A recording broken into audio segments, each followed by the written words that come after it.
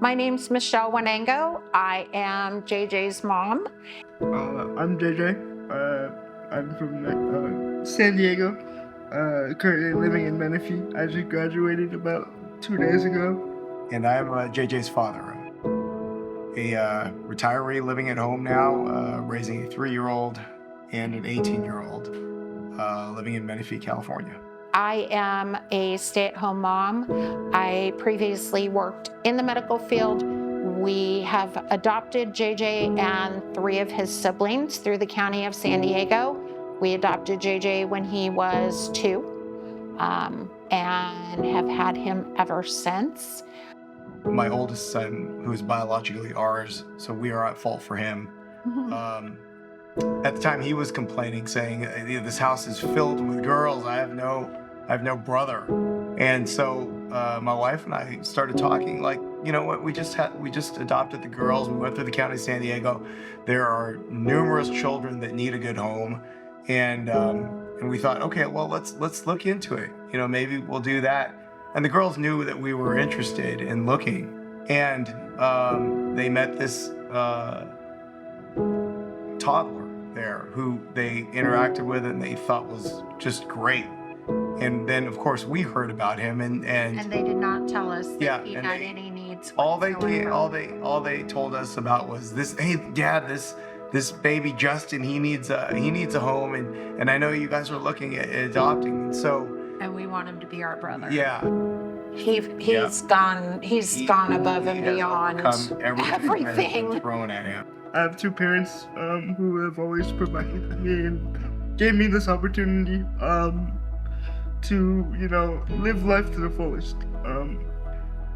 Growing up, doctors used to tell my parents that I wouldn't be able to talk, I wouldn't be able to eat, I wouldn't be able to walk. And 2 out of 3 I've done, and it's because of my amazing family. And it's been great. Family who doesn't let him ever get away with anything. And he knows it.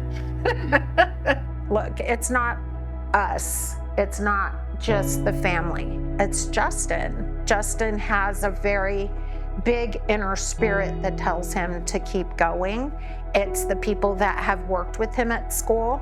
And I think he's telling stories when he says it's been relatively easy, because I know it hasn't.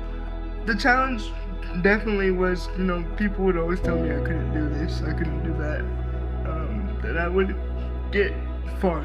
And it was just a lot of blocking out the noise and continue to work, continue to put in the work to get better and prove everybody who said I couldn't wrong.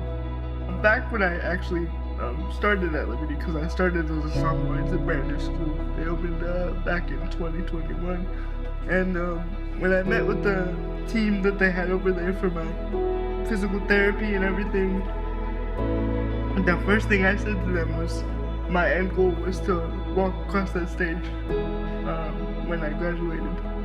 So they've been working with me for the past 3 years. 3 years with walking, strengthening, and everything. But he didn't tell us.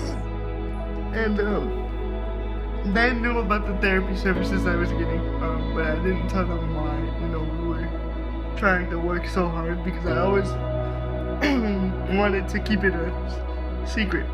They made a lot of sacrifices for me, so I knew that they would one day want to see me walk across that stage. So knowing that Justin spent the last